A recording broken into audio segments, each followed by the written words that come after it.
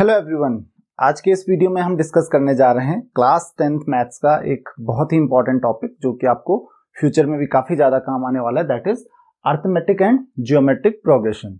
तो आज हम अरिथमेटिक एंड ज्योमेट्रिक प्रोग्रेशन का एक part that is arithmetic progression discuss करेंगे। नेक्स्ट क्लास में हम डिस्कस करेंगे ज्योमेट्रिक प्रोग्रेशन और उसके बाद हम इन पे बेस्ड कुछ क्वेश्चंस भी डिस्कस करेंगे। आपके कोई भी क्वेश्चंस होंगे आप मुझे पूछ सकते हैं, वो क्वेश्चंस हम उसके बाद की वीडियो में डिस्कस कर लेंगे। तो सबसे पहले हम बात करते हैं आज अरिथमेटिक प्रोग्रेशन की। तो progression, arithmetic progression, geometric progression, harmonic progression, यहाँ पे बहुत सारे प्रोग्रेशंस होते हैं। ये बेसिकली होती क्या है, ये सीरीज होती है नंबर्स की, मतलब बहुत सारे नंबर्स हो सकते हैं, 10, 12, 15, 20, 5, 6 कितने भी नंबर्स हो सकते हैं। तो एक नंबर्स की सीरीज होती है।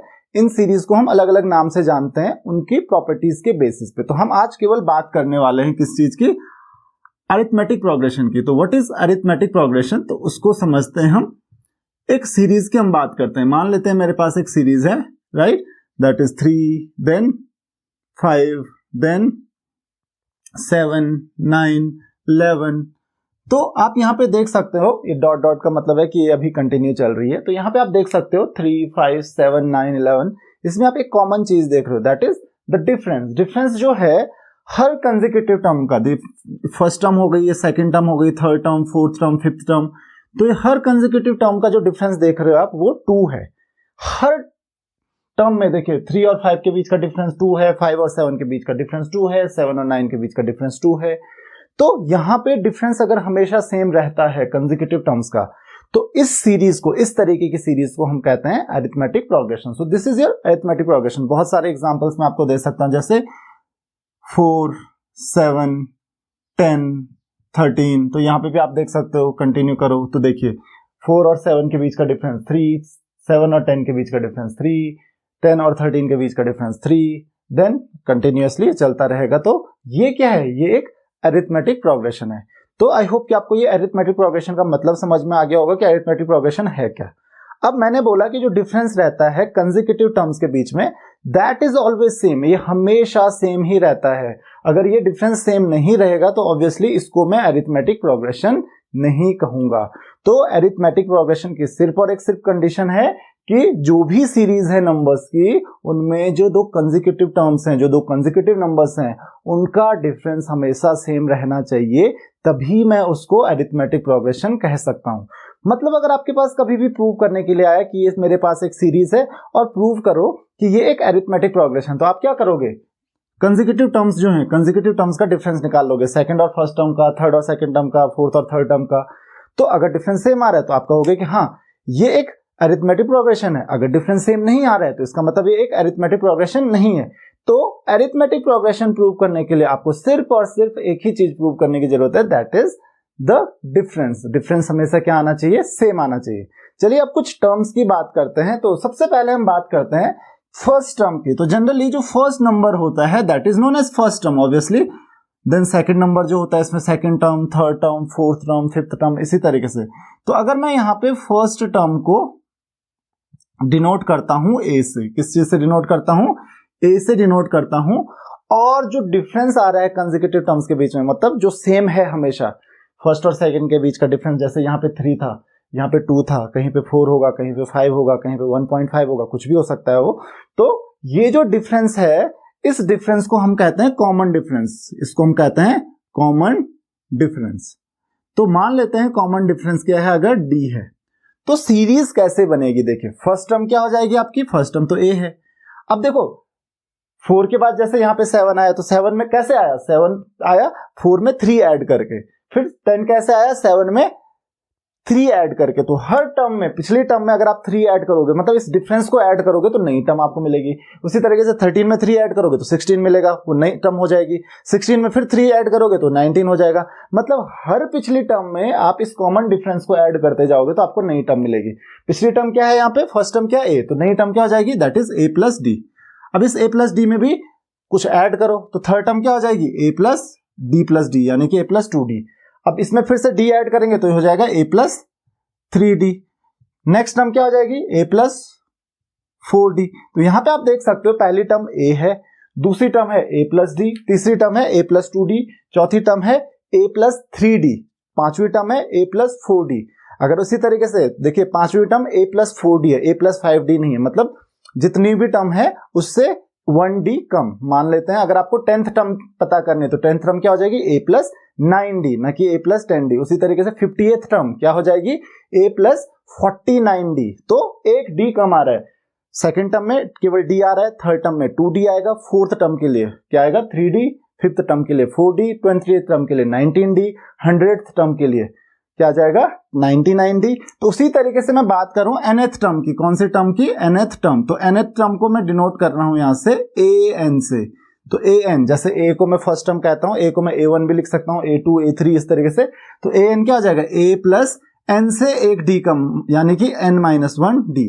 तो ये फॉर्मूला होता है आपके पास nth टर्म का, ये आप यहां से इजीली डिराइव कर सकते हो। तो बहुत सिंपल है nth टर्म पता करना। कहीं पे किसी बुक में tn लिखा होगा, किसी में an लिखा होगा, तो आपको कंफ्यूज होने की इसके लिए जरूरत नहीं है। an यानी कि nth टर्म आपको पता होना चाहिए कि मैं सिंबलाइज किस चीज से कर रहा हूं उसको। तो an का मतलब मेरे लिए यहाँ पे nth टर्म है, तो nth टर्म क्या हो जाती है a plus n minus 1d। तो आई होप कि आपको इतनी चीज समझ में आ गई होगी। अब ये हो गई आपके पास nth टर्म।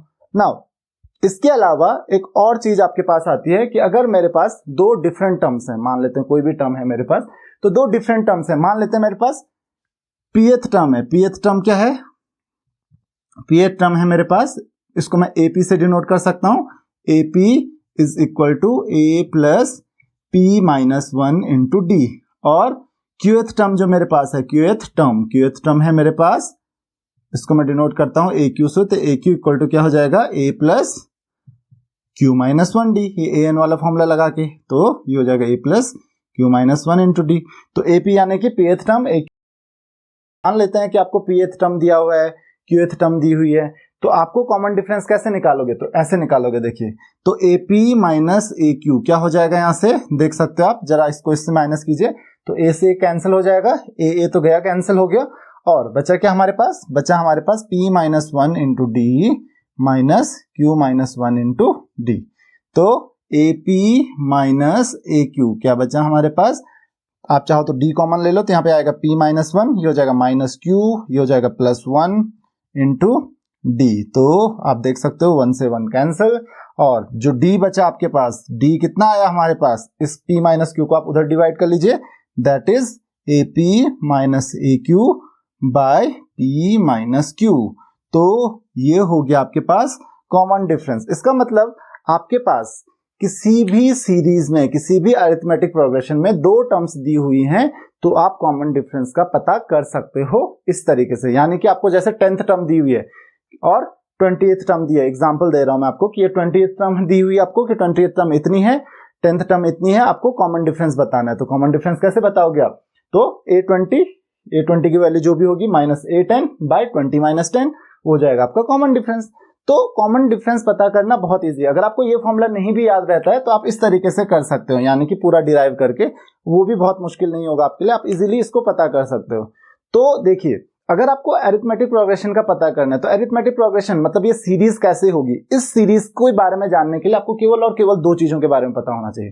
पहली चीज कि फर्स्ट टर्म क्या है, और दूसरी चीज कि कॉमन डिफरेंस क्या है। अगर आपको फर्स्ट टर्म पता है, फर्स्ट का कोई भी टर्म पता चल जाएगी, फर्स्ट टर्म तो आप वहां से पता कर ही लोगे, तो दो ही चीजों का पता होना जरूरी है, फर्स्ट टर्म और कॉमन डिफरेंस का। उसके अलावा आप सीरीज इजीली बना सकते हो। भाई फर्स्ट टर्म अगर a है, कॉमन डिफरेंस d है, तो second term, third term, fourth term सब मिल जाएंगे आपको, nth टर्म। तो कितनी भी आपको टर्म पूछी है आप इजीली पता कर सकते हो कि 50th टर्म क्या होगी। जब मुझे a पता है, d पता है, तो फॉर्मूला रखना है। आपको पूछा है 20th टर्म, तो n की जगह पे 20 रख दो, a और d मुझे पता है, तो आप इजीली पता कर सकते हो। इसका मतलब सीरीज के बारे में जानने के लिए आपको दो चीजें पता है। मतलब अगर आप अरिथमेटिक प्रोग्रेशन जानना चाहते हो कि कोई भी अरिथमेटिक प्रोग्रेशन है क्या, तो उसके लिए आपको चाहिए फर्स्ट टर्म और कॉमन डिफरेंस। हाँ, कोई nth टर्म आपको पता करनी है तो डिफरेंट है, nth टर्म पता करने के लिए आपको nth टर्म का फॉर्मूला यूज करना है कि that is equal to a plus n minus 1d।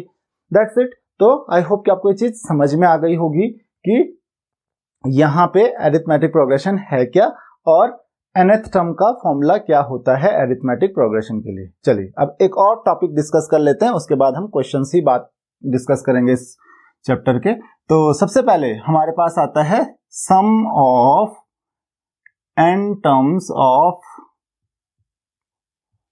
AP, इसको शॉर्ट में हम एपी कहते हैं, एपी यानी कि अरिथमेटिक प्रोग्रेशन। तो अगर मैं सम की बात करूं कि सम ऑफ n टर्म्स क्या होता है किसी भी एपी में, तो वो हम कैसे पता करते हैं अरिथमेटिक प्रोग्रेशन, इसको हम डिनोट करते हैं SN से।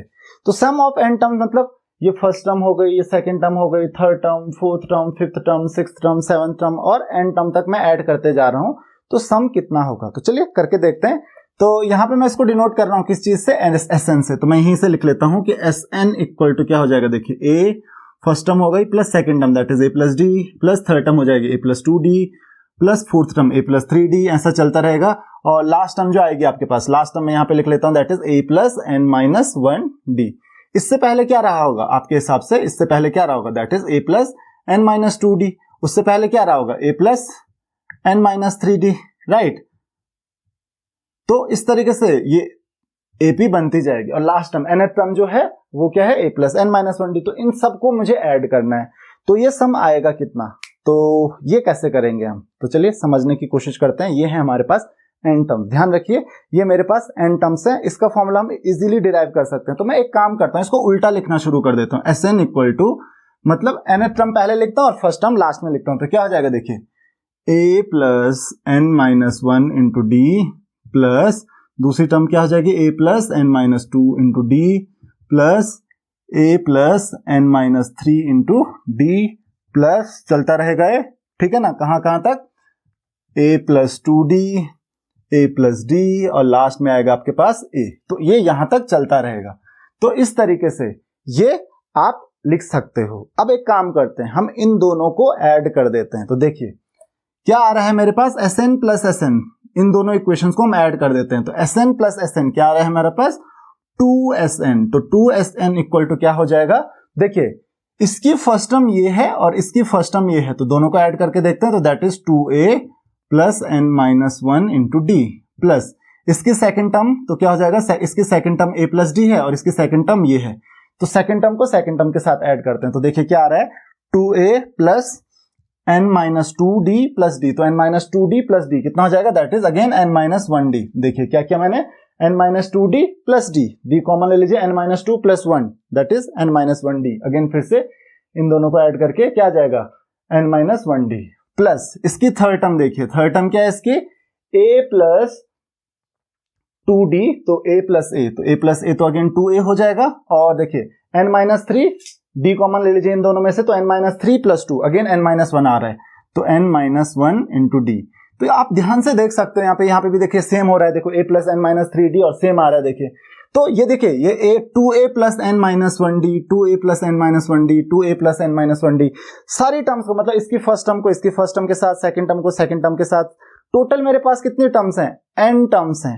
तो हर n टर्म्स को आप अगर ऐड करोगे तो आपको यही मिलेगा, that is 2a plus n minus 1d। इसका मतलब ये 2a plus n minus 1d कितने टाइम्स आएगा, n टाइम्स। यहाँ पे भी आप चाहो तो देख सकते हो कि इसकी nth टर्म ये थी और इसकी nth टर्म ये थी, तो देखिए क्या आया, 2a plus n minus 1d, इसकी n माइनस 1 टर्म ये थी, उसकी पहले वाली टर्म ये थी, तो इसको भी ऐड करो, a प्लस a 2a और n minus 2 plus 1 d common ले लोगे तो that is n minus 1d। तो ये 2a plus n minus 1d जो होगा आपके पास n टाइम्स आएगा।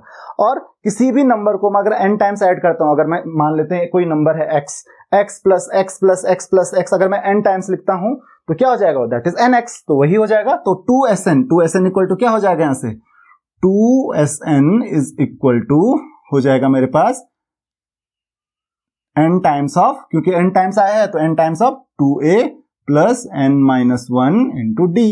और यहां से आप चाहो तो लिख लो SN that is sum of n terms of AP is equal to 2 को इधर डिवाइड कर दो, that is n by 2 into a plus n minus 1 into d. So this is the formula for some of n terms of an AP। इस तरीके से आप सम of n terms के लिए फॉर्मूला डिराइव कर सकते हो, या n टर्म्स के सम का फॉर्मूला किसी भी AP का। अब देखिए इस फॉर्मूले को आप चाहो तो अपने तरीके से लिख सकते हो, मैंने आपको बताया था ना nth टर्म जो होती है that is an equal to a plus n minus 1d। तो SN इक्वल टू आप ऐसे भी लिख सकते हो, SN equal to n by 2 into 2a को आप क्या लिख सकते हो, a प्लस a लिख सकते हो, 2a को आप a प्लस a लिख सकते हो, एंड साथ में plus n minus 1 into d. तो आपको क्या मिला यहां से, a plus n minus 1 into d, a plus n minus 1d को आप क्या लिख सकते हो, दैट इज ए एन, तो एस एन इक्वल टू आप ऐसा भी लिख सकते हो, that is equal to n by 2 into A plus A n. तो आप चाहो तो ये फॉर्मूला भी यूज कर लो। अगर आपको लास्ट टर्म दी हुई है, कभी कभी ए एन की जगह पे एल भी लिखा होता है, एल का मतलब होता है लास्ट टर्म, लास्ट टर्म मतलब nth टर्म, तो आप एल लिखो या ए एन लिखो, आपको कंफ्यूज मत होना, कंफ्यूज नहीं होना आप लोगों को कि ए एन होता है या एल होता है, दोनों का मीनिंग सेम है। एल का मतलब हुआ लास्ट टर्म, अगर nth टर्म लास्ट टर्म है तो एल भी लिख सकते हो आप उसको, तो कहीं पे एल लिखा होगा, कहीं पे ए एल लिखा होगा, कहीं पे ए एन लिखा होगा, तो आपको कंफ्यूज नहीं होना है। ए एन का मतलब भी nth टर्म है, अगर टोटल n टर्म्स है तो ए एन ऑब्वियसली क्या हो गया, लास्ट टर्म हो गया, तो उसको एल भी लिख सकते हो आप, तो इसमें आपको कंफ्यूज नहीं होना है। तो आप फॉर्मूले को इस तरीके से भी लिख सकते हो, S N equal to n by 2 into A plus A N, या फिर चाहो तो इस तरीके से लिखो। अब आप सोचोगे कि किस तरीके से कौन सा फॉर्मूला यूज करना है, तो डिपेंड करता है। अगर मुझे लास्ट टर्म पता है क्वेश्चन में, अगर मुझे लास्ट टर्म दिया है तो मैं ये फॉर्मूला यूज कर सकता हूं, अगर नहीं दिया तो ये फॉर्मूला यूज करेंगे। तो आपको समझना है कि कहां पे मुझे कौन सा फॉर्मूला यूज करना है, वो क्वेश्चंस को आप जब सॉल्व करोगे तो आपको इजीली पता चल जाएगा। चलिए अब एक और टॉपिक डिस्कस कर लेते हैं, that is arithmetic mean. Arithmetic mean, अब इसको हम डिनोट करते हैं ए एम से, इसको हम डिनोट करते हैं ए एम से, अरिथमेटिक मीन को हम डिनोट करते हैं ए एम से। देखिए अरिथमेटिक मीन बोला जाता है कि अरिथमेटिक मीन ऑफ दो नंबर है मेरे पास ए एंड बी, दो नंबर है मेरे पास ए एंड बी, तो ए एम इक्वल टू जो फॉर्मूला होता है that is equal to A plus B by 2। अब आप जनरली करते क्या हो, आप फॉर्मूले रट लेते हो, है ना, कि हाँ अरिथमेटिक मीन का मतलब होता है A plus B by 2। Arithmetic mean generally average होता है, उन दोनों के बीच का जो नंबर होगा that is their arithmetic mean, उन दो नंबर्स का वो अरिथमेटिक मीन हो जाएगा। लेकिन अगर मैं अरिथमेटिक मीन का मीनिंग समझने की कोशिश करूंगा, क्योंकि जनरली एक अरिथमेटिक मीन नहीं, 2 3 4 5 6 कितने भी अरिथमेटिक मीन के बारे में आपको पूछा जा सकता है।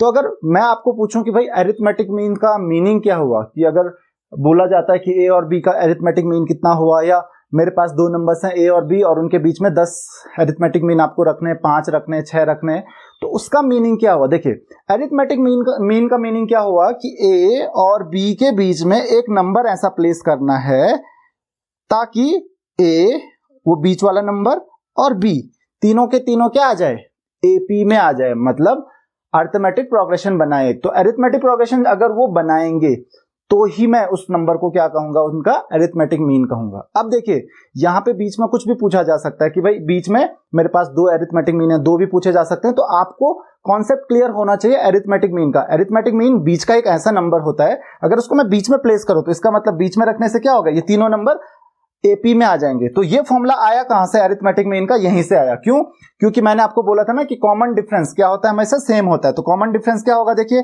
अगर मैं x मान लूं, इन दोनों का अरिथमेटिक मीन x मान लूं, अरिथमेटिक मीन का मतलब क्या हुआ, क्या बताया था मैंने कि अगर a और b के बीच में मैं कोई ऐसा नंबर रखूं, यानी कि x रखूं, तो a, x और b तीनों किस में होने चाहिए, AP में होने चाहिए। तो अगर AP में होंगे तो इसका मतलब x माइनस a क्या होगा, that is common difference, right. x minus a common difference हो जाएगा। कैसे, देखिए अब किसी भी नंबर और उसके पिछले नंबर का जो डिफरेंस होता है वही तो कॉमन डिफरेंस होता है, जो कि हमेशा इक्वल होता है, d के बराबर। तो x माइनस a किसके इक्वल हो जाएगा, b माइनस x के। क्यों, ये नंबर है और इसका पिछला नंबर क्या है, AP में x है, तो x minus a equal to क्या हो जाएगा, b माइनस x। अब आप x को उधर लेके जाइए, a को इधर लेके आ जाइए, तो क्या हो जाएगा, यहां से देखिए यहां पे मिलेगा हमको 2x इक्वल टू, यहां पे आप देख सकते हो मैं x को उधर लेके गया तो x ऐड हो गया और a इधर आ जाएगा equal to a plus b। तो यहां से x इक्वल टू क्या मिल गया आप मुझे, यहाँ पे x मिल गया मुझे, x equal to a plus b by 2। और इसी x को तो मैं अरिथमेटिक मीन कह रहा हूं कि जो अरिथमेटिक मीन होता है ये इन दोनों के नंबर्स के बीच का होता है। तो इसका आपको ध्यान रखना है कि कोई भी नंबर्स हैं उनके बीच में आप एक अरिथमेटिक मीन रख रहे हो, 2 रख रहे हो, 3 रख रहे हो, 4 रख रहे हो, वो इस तरीके से होते हैं कि ये सारे नंबर्स किस में आ जाएं, एपी में आ जाए। आप जनरली करते हैं क्या, जस्ट फॉर्मूला रट लिया, बात खत्म। तो फॉर्मूला नहीं रटना है आप लोगों को। कभी कभी पूछा जाता है 2 अरिथमेटिक मीन है बीच में, 3 है, 4 है, तब आप सोचते रह जाते हो कि 2 अरिथमेटिक मीन का मीनिंग क्या होगा। तो मीनिंग यही हुआ कि उनके बीच में 2 नंबर्स आपको रखने, ताकि वो चारों नंबर्स, अगर 2 रखोगे तो a और b तो ऑलरेडी हैं, बीच में आपने 2 नंबर रख लिए, एक x1 और एक x2, और फिर उसके बाद b आता है, तो आप वही फॉर्मूला यूज करोगे कि x1 minus A equal to B minus x2। इस तरीके से आप x1 x2 की वैल्यू निकालोगे, फिर कॉमन डिफरेंस निकालोगे। तो कुछ नहीं करना है आपको, 4 नंबर हैं, ये AP में है तो ये फर्स्ट टर्म हो गई, फिर b फोर्थ टर्म हो गई। तो फर्स्ट टर्म वाला फॉर्मूला लगा के, फोर्थ टर्म वाला फॉर्मूला लगा के आप कॉमन डिफरेंस निकालिए और आपको x1 x2 की वैल्यू मिल जाएगी। उसी तरीके से अगर 5 अरिथमेटिक मीन है तो 5 बीच में आ जाएंगे, छठवां ये हो जाएगा, सातवां ये, तो 7 नंबर्स हैं क्योंकि 5 बीच में और A और B 2 नंबर ऑलरेडी है। तो ये A क्या हो जाएगा उस केस में, फर्स्ट टर्म हो जाएगी और B सेवंथ टर्म हो जाएगी। वहां से कॉमन डिफरेंस निकाल के सारे के सारे अरिथमेटिक मीन आप पता कर लो। तो बस आपको अरिथमेटिक मीन का पता होना चाहिए कि मीनिंग क्या होता है। फॉर्मूला तो कोई भी याद कर लेगा, मीनिंग भी पता होना चाहिए आपको कि अरिथमेटिक का मीन का मीनिंग ये होता है। और हम इस तरीके से अरिथमेटिक मीन अगर बोला गया कि 5 अरिथमेटिक मीन है या एक ही है या 2 हैं, वो हम इस तरीके से पता कर सकते हैं। तो मैंने डेरिवेशन भी बता दिया कि arithmetic mean a plus B by 2 क्यों आता है। वो इसलिए आता है कि अगर हम एक नंबर x बीच में प्लेस करें, मान लेते हैं अरिथमेटिक मीन x है, तो उसका मीनिंग ये हुआ कि a x और b क्या है, AP में है। तो आई होप कि आपको ये लेक्चर समझ में आ गया होगा, हर एक चीज का मीनिंग आपको समझ में आ गया होगा। नेक्स्ट लेक्चर में हम डिस्कस करेंगे इस चैप्टर से रिलेटेड कुछ इंपॉर्टेंट क्वेश्चंस। उससे पहले हम जीपी डिस्कस कर लेंगे और उसके बाद हम एपी और जीपी से रिलेटेड कुछ इंपॉर्टेंट क्वेश्चंस डिस्कस करेंगे। अगर आपकी कोई भी क्वेरीज हैं, आप मुझे कमेंट्स में क्वेश्चंस पूछ सकते हो, फेसबुक या इंस्टाग्राम पे भी क्वेश्चंस पूछ सकते हो। That's all in this lecture. Thank you very much.